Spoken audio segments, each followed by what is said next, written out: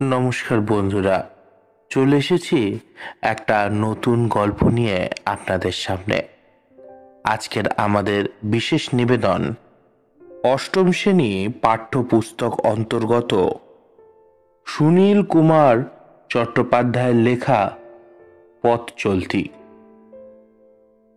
Sunil Kumar Chattopadhyay 26শে November 1890 সালে হাওড়ার শিবপুরে জন্মগ্রহণ করেন। তিনি ছিলেন একজন বাঙালি ভাষাতাত্ত্বিক, পণ্ডিত, সাহিত্যিক ও শিক্ষাবিদ। তিনি 1913 সালে কলকাতা বিশ্ববিদ্যালয় থেকে ইংরেজিতে MA-তে ফার্স্ট হন।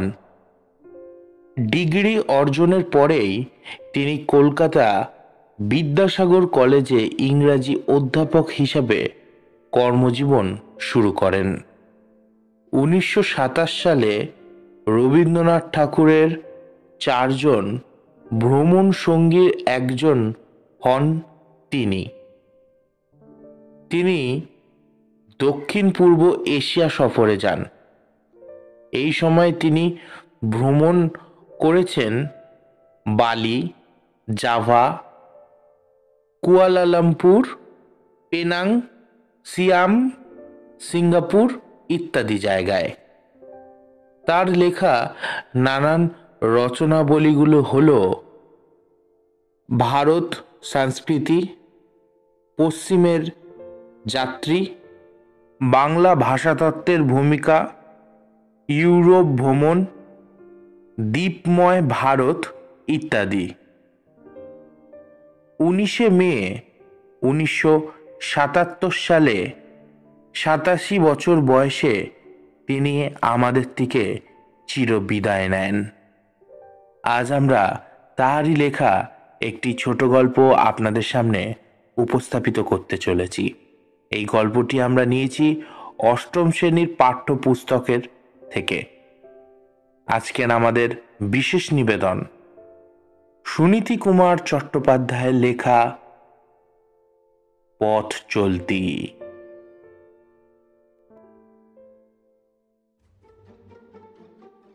ব্যাপারটা খুব সম্ভবত 1928 সালের শীতকালে ঘটেছিল। বছর আর তারিখটা ঠিক মতন মনে পড়ে না।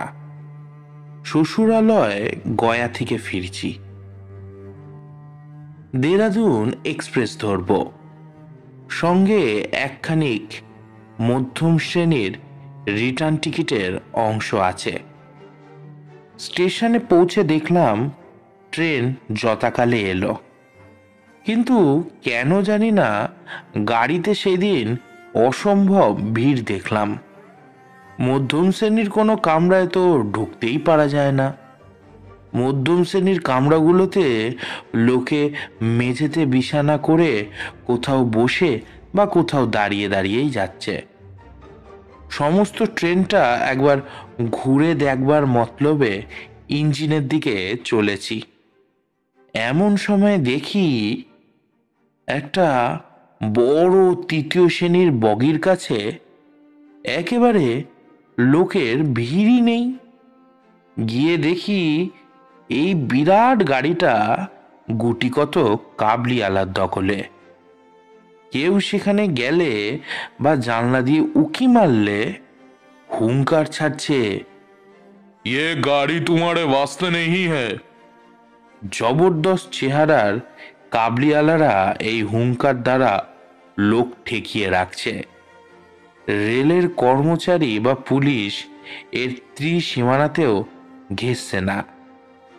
তখন ঠিক করলাম এই গাড়িতেই ঢুকবো আর ওদের ভেতরে ওখানেই জায়গা করে নেব। আমার সাহস হচ্ছে খালি এই জন্য যে আমি 2-4টে ফরাসি কথা বলতে পারি। ফার্সি হচ্ছে আফগানিস্তানের শিক্ষিত লোকজনের ভাষা। উচ্চ ভদ্র সমাজের ভাষা, সরকারি ভাষা। অন্তত সেই সময় তো তাই ছিল। কাবুলিওয়ালা পাঠানদের মাতৃভাষা প্রস্তুত তখন অত সম্মান ছিল না। একে তো পোস্তবাসী লোকেদের মধ্যে শিক্ষা সংস্কৃতির খুব অভাব, আবার তার উপরে তাদের ভাষায় সাহিত্যটা আবার তেমন নেই। আমার মনে হলো এদের মধ্যে ফার্সি বলাটা যেমন একটা শিক্ষা ও আভিজাত্যের লক্ষণ, তখন আমি যদি এদের সাথে দু একটা ফার্সিতেই কথা বলি, তাহলে এরা প্রথমত একটু হকচকিয়ে যাবে বাঙালি বাবুর মুখে ফার্সি শুনে, আর তারপর হয়তো আমার জন্য তারা জায়গাও করে দিতে পারে। জবরদস্ত আর মারমুখী হলেও আমি জানি যে এই পাঠানদের মধ্যে একটু শিশুসুলভ ভাবও আছে। সোজা গিয়ে গাড়ির হাতল ধরলাম। দরজাটাও আধখোলা ছিল, আরও টেনে খুললাম। ভিতরে ঢুকতে যাব এরকম সময় 5-6 জন গুরুগম্ভীর গলায় হুঙ্কার দিয়ে উঠল। किधर आते हो? ये गाड़ी तुम लोगों के लिए नहीं है, सिर्फ हम पठान लोग इसमें जाते हैं। আমি এর জবাব দিলাম ফার্সিতে, মারা জাগে বিদে বারাফি সি ফক আদমি, অর্থাৎ আমাকে জায়গা দাও খালি একজন মানুষের জন্য। যা অনুমান করেছিলাম, ওরা একটু যেন হতভম্ব হয়ে গেল। একজন আমার কথা বুঝতে না পেরে বললে, क्या मांगता? আমি আবার ফার্সিতে বললাম, ফার্সি নামি দানি, ফার্সি নামি গই, অর্থাৎ ফার্সি জানো না, ফার্সি বলতে পারো না। খুব সম্ভবত এদের মধ্যে ফার্সি জানা লোক ছিল না। তখন আমি আমার গলাটা একটু চড়িয়ে উপহাস্যের সাথে তাচ্ছিল্যভাবে বললাম, आज जी तड़पी अफगानिस्तान आदमी किधर जवानी फारसी गुपदगु करदने ताप्ती सुमनिस्त। আফগানিস্তানের কোন অঞ্চল থেকে আসছো যে ফার্সি কথা বলতে ক্ষমতা নেই? যখন তারা মুখ চাবাচাই করছে, তখন গাড়ির ভেতর থেকে একটা ছোকরা বললে, ম্যান ফর্সি মি ধরম কি খাই। অর্থাৎ আমি ফার্সি জানি, কি চাও? আমি উত্তর দিলাম, মন গুপ্ত বিধম মোরা জাগহ বিদ হে। আমি তো বললাম আমাকে একটু জায়গা দাও। তখন সে জিজ্ঞাসা করলো, কুচাবি নামি। অর্থাৎ কোথায় যাবে? জবাব দিলাম, দর সহ কলকাতা বিরহম, কলকাতা শহরে যাব। তখন পরস্পর মুখ চাওয়াচাই করতে লাগলো। ইশারায় দলের অনুমতি পেয়ে ফার্সি বলিয়ে ছোকরা বলিল, বেলে আন্দার বিয়াও। আচ্ছা ভিতরে এসো।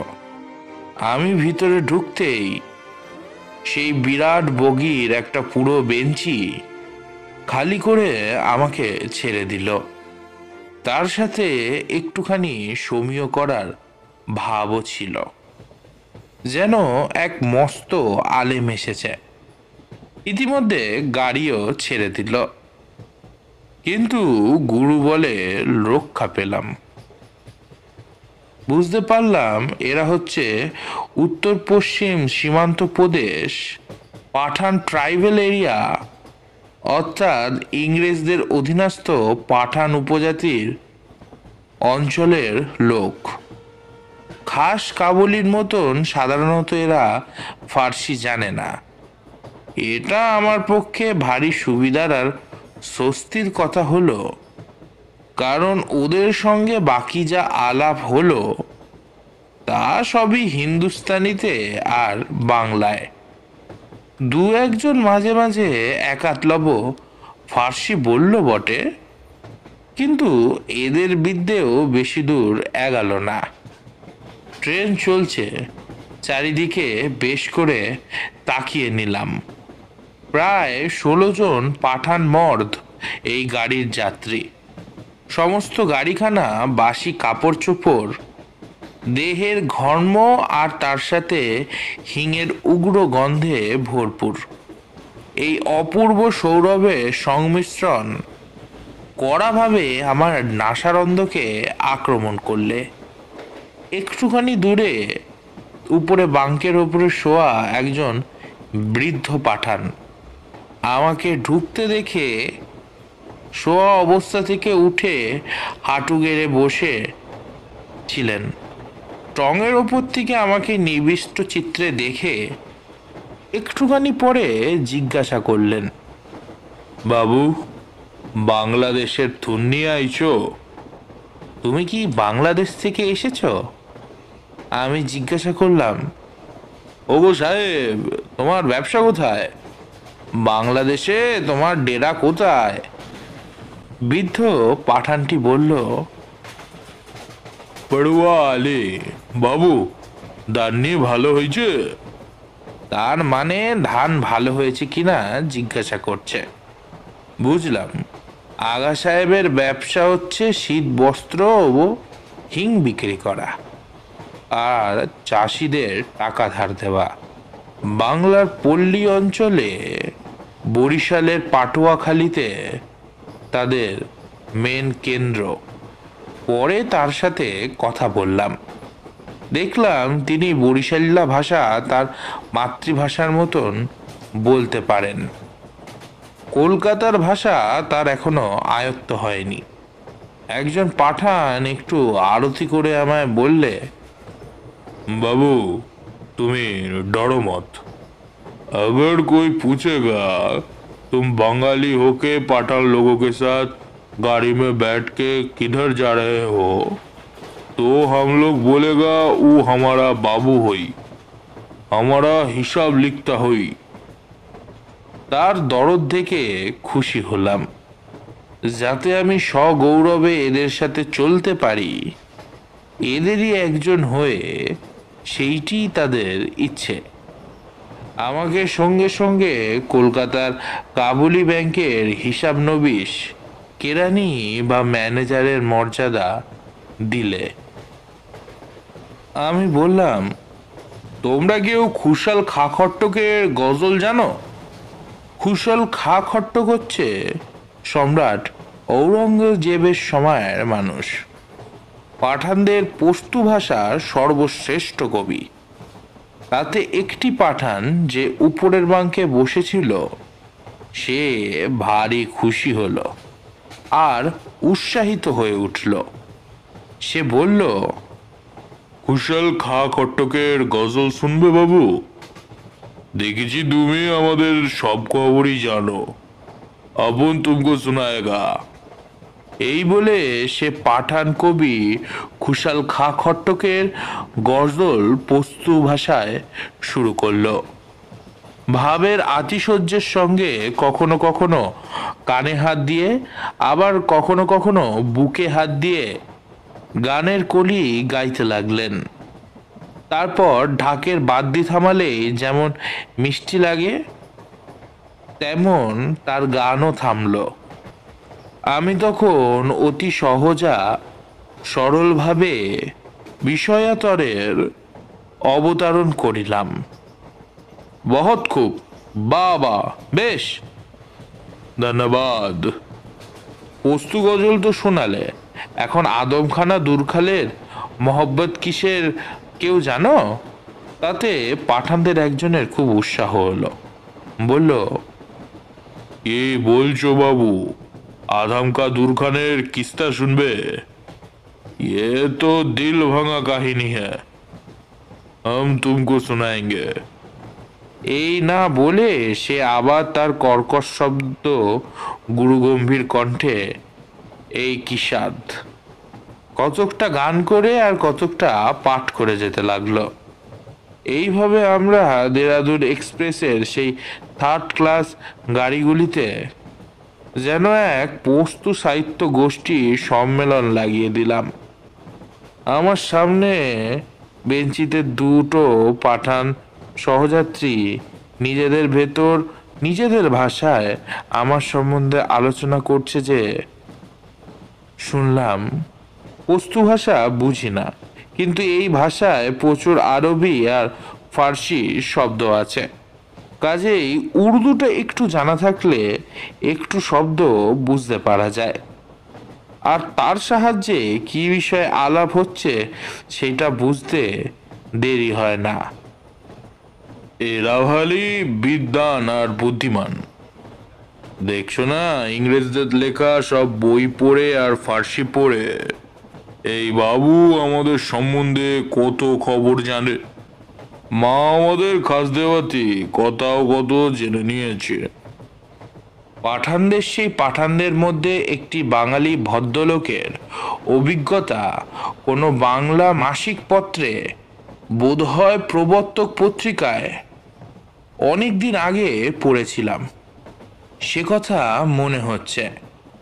পাঠানদের প্রত্যেকেই প্রায় এক একটি বেঞ্চ বা এক একটি বার ধরে শোয়ার চেষ্টা করলে, তখন রোজার সময় সকলেই আগে সান্ধ্য আহার সেরে নিয়েছিল।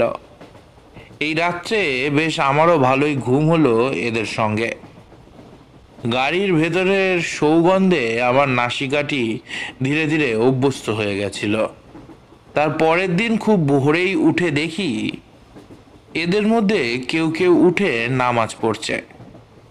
আজ সারাদিন রোজার উপোস করতে হবে বলে ভোরে ভরপেট খেয়ে নিচ্ছে বড় বড় পাঠান রোটা আর কাবাব। পাটুয়াখালীর বৃদ্ধ আগা সাহেবকে দেখি অনেক আগেই উঠে বসে তসবি বা মালা জপ করছেন। নামবাদ নং অসমী হাসানা, অর্থাৎ আরবি ভাষায় ঈশ্বরের ৯৯টি পবিত্র ও শুদ্ধ নাম। মালার এক একটি দানা গুনে গুনে আবৃত্তি করা হয় নীরবে। আমার ঘুম ভাঙতেই এবং তার সাথে চোকাচুকি হতেই তিনি আমাকে সুখ সত্যি প্রশ্ন শুধালেন। বাবু, কাল রাতে একটু কাইত হইবার পারছিলা? অর্থাৎ কাল রাতে একটু কাত হতে বা নিদ্রা দিতে পেরেছিলে? এই প্রশ্নটি যে স্বাভাবিক ভদ্রতা পরিণত তাতে কোনো সন্দেহ নেই। ইতিমধ্যে আমাদের গাড়ি বোধহয় আসানসোলে এসে পৌঁছেছে। এইভাবে যথাকালে কলকাতায় এসে পৌঁছালাম। গাড়ির ভিড়ের কথা চিন্তা করলে বলতে হবে বেশ ভালোই এলাম। আর কয়েকক্ষণের সহযাত্রী ভিন্ন কতগুলো বন্ধু সঙ্গ সুখ লাভ হলো। তাদের কারোর সাথেই ভবিষ্যতে কখনো দেখা হবে না, অন্তত বোধ করি এভাবে নয়। কিন্তু এই রাত্রির কথা বেশ ভালোভাবেই আমার মনে আছে।